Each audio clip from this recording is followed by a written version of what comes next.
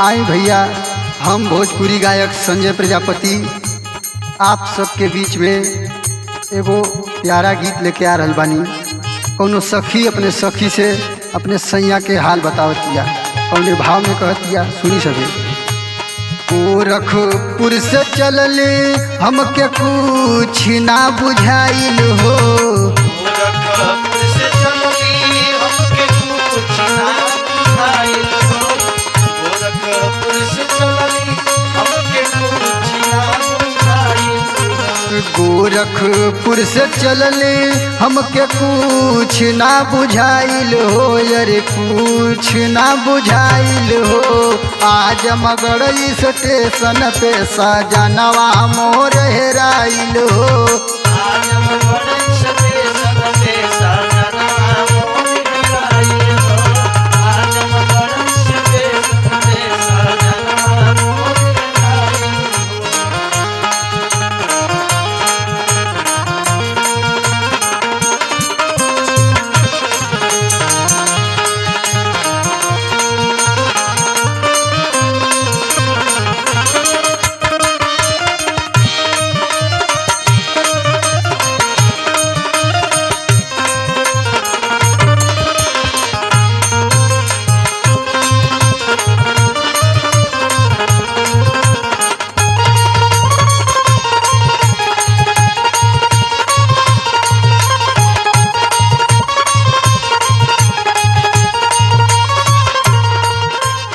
ससुर जे जनी है तो घर से भगई हैं, घर से भगई है हो, घर से भगई है, घर से भगई है हो, घर से भगई है। सासू जी सुनी है तो बड़ा गरियाई हैं। बड़ा गरियाई है हो, बड़ा गरियाई है, बड़ा गरियाई है हो, बड़ा गरियाई है। ससुर जे जनी है तो घर से भगई हैं, अम्मा जी हम के हो बड़ी गरियाई हैं।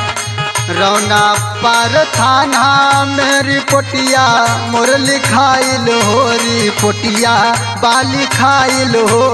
आज मगड़ स्टेशन पे सजनवा मोर हेराइल हो, आज मगड़ स्टेशन पे सजनवा मोर हेराइल हो, आज मगड़ स्टेशन पे बरनवा मोर हेराइल हो।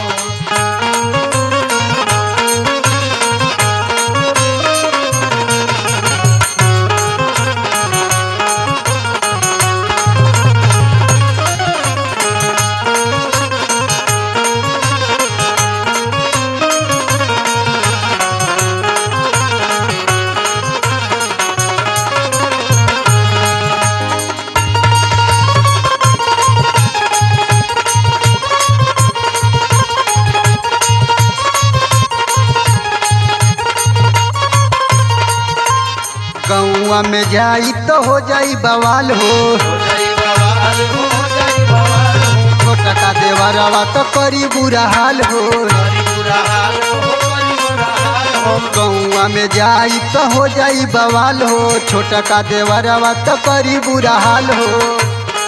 छोट की नदिया सुन के रहेले पगलाइल हो, रहेले पगलाइल हो।